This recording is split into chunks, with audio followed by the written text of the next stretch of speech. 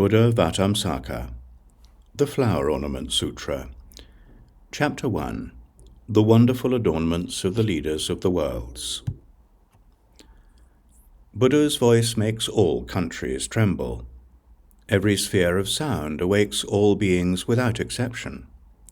Conqueror, hearing, rejoices at heart.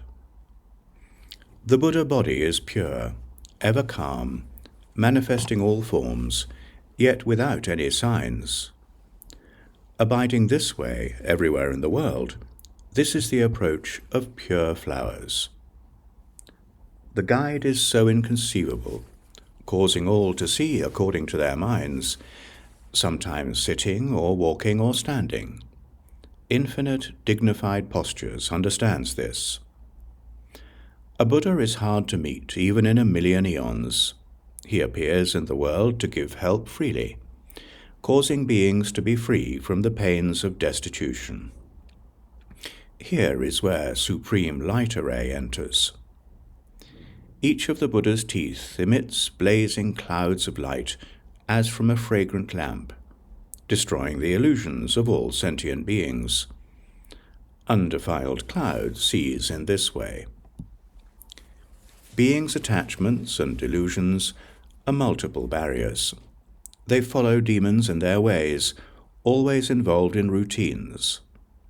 Buddha shows them the way to liberation. Guardian Sustainer can understand this. I see the independent power of Buddha, his light filling the universe. In royal palaces he edifies beings. This is the realm of the ubiquitous one.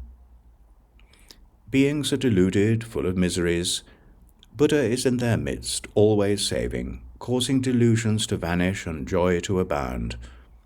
This is what's seen by immutable light. Furthermore, the thunderbolt-bearing spirit, demigod of wonderful form, found the door of liberation, seeing the Buddha manifest a body of infinite physical forms. The thunderbolt-bearing spirit, banner of swiftness of the sun, found the door of liberation, of each hair of the Buddha body radiating clouds of various light beams, like the sun. The thunderbolt-bearing spirit, light of the flowers of the polar mountain,